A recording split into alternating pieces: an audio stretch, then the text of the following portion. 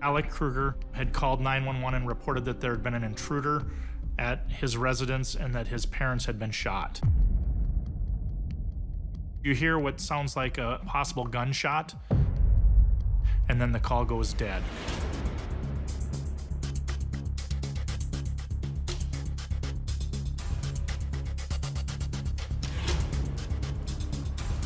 Coming up to the house, there really wasn't any indication of anything gone wrong. As you go up the stairs is the main bedroom or the master bedroom. Alec was found lying on the bed, and Tracy was on the floor on the opposite side of the bed in that main bedroom. Tracy Kruger and Alec Kruger were both deceased and appeared to have multiple gunshot wounds. Hillary Kruger had suffered a gunshot wound, and she was in very critical condition.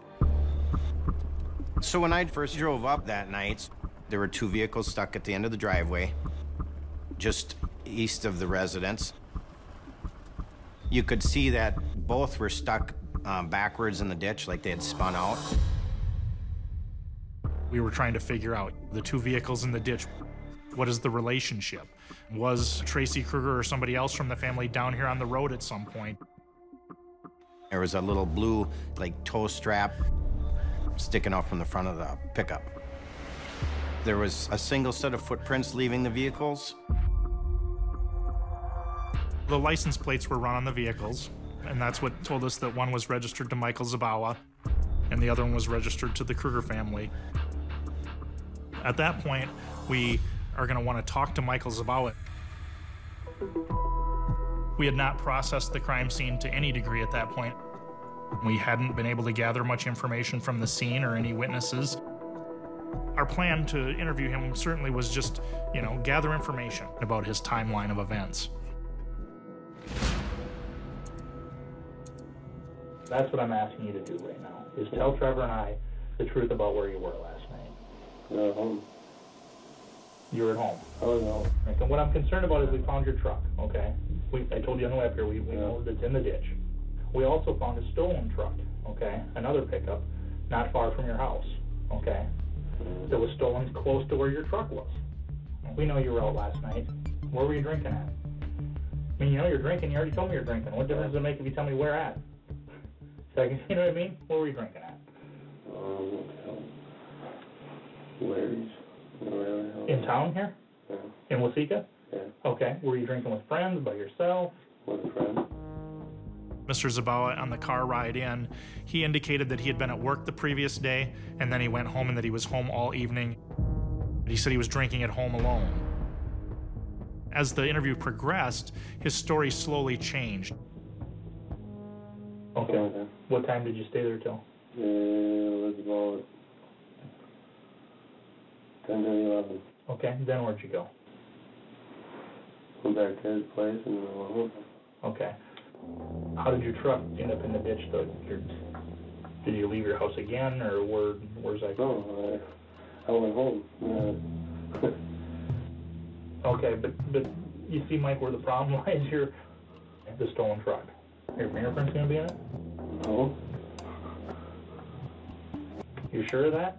Yeah. Okay. These are the shoes you were wearing last night? Yes, they are. Are these footprints going to match the footprints in the snow by the stolen truck? No. So when a suspect gives you that kind of confident answer that, no, you're not going to get me on this, or you're not going to trip me up on this issue, it does kind of make you set back a little bit and try to figure out, where am I going to go with this now? Okay. I did check on a couple things, Mike, and basically I talked to one of my partners, and he's interviewed your mom. Okay, initially you said you were home from 5 o'clock on.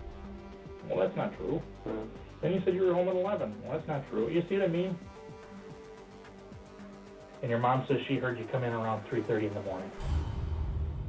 Tell us the real story. We left the bar, it was probably, it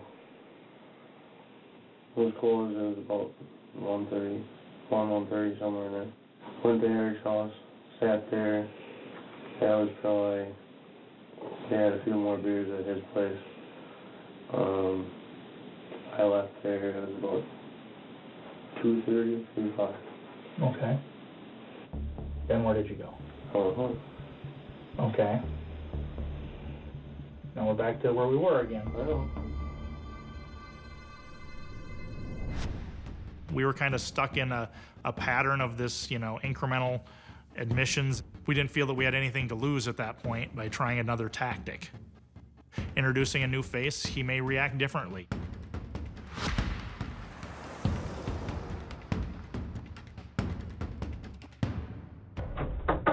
Yeah, hey, How you guys doing? good. Mike? This is Gene Leatherman. He's another agent with the State Crime Bureau, okay? Hey, I've been monitoring your conversations as you guys are going on in here. Talk about, like, what happened. Did you surprise the husband, or what happened that led to the struggle?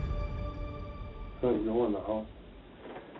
We know you were there. We are going to put you inside there. The only thing we don't have is your reason for doing it. Or did you go in there to go in and kill a little kid the same age as your sister? He knows who he shot, but it reminds him and amps up that emotional level that this is very, very serious. You did this and a child was killed. You're in somebody else's house when you're not supposed to be in their house.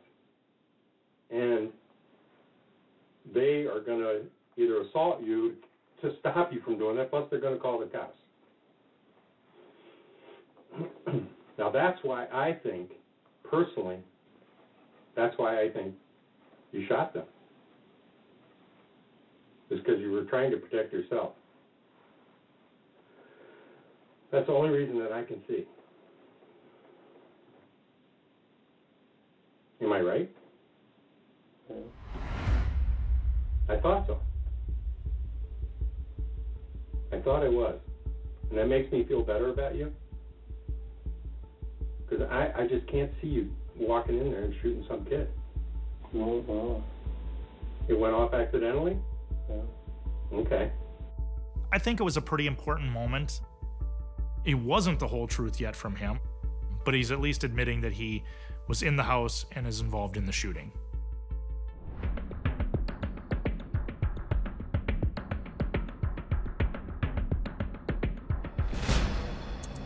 From the time when you went in the ditch, start from the beginning, okay?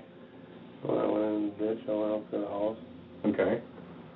tried the door, it was locked. The vehicle was sitting outside. Right. I opened it, the keys were in there, and I seen the garage door open. Right. Went in the house, yelling for somebody, and then that's when everything happened up there. And then Was your idea maybe to, what, ask them to come out and help you get out of the ditch? yeah, Okay.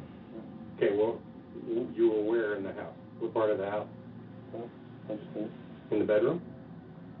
In the hall. Okay. And is anybody answering? No. No. Okay. So then what happened? Tell me how this... I said like 5, 6 times, and I was in the hallway, and that's when he just come right out of the bedroom with the gun. Okay. And it was pointed at you? Yeah, me. Okay. And what did he say? Huh? What did he say? He told me to get out, or I was gonna kill him. Right? Then what happened? Huh? Then what happened?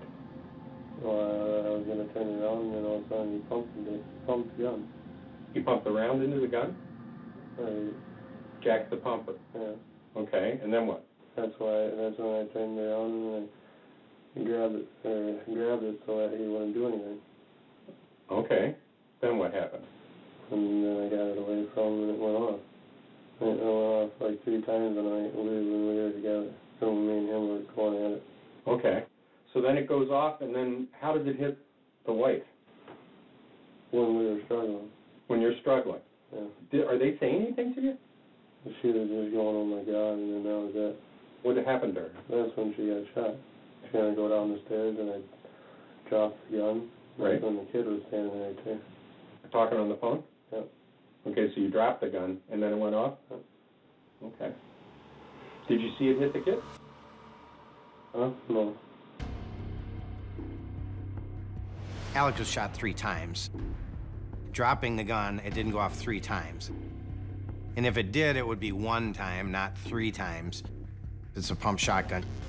It doesn't work that way. I don't believe that there's a struggle. We have 3 people who've been shot, a couple of them more than one time. So the idea that this was just an unfortunate accident just doesn't fly whatsoever. Both of us felt like we had enough at that point. We placed him under arrest pending criminal charges for murder.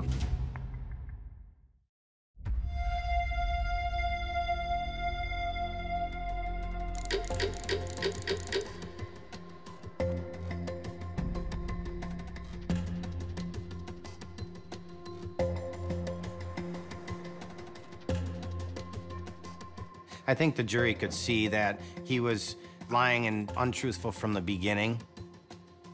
That was very important to show the jury that he wasn't telling the whole truth, and the evidence supported what actually happened.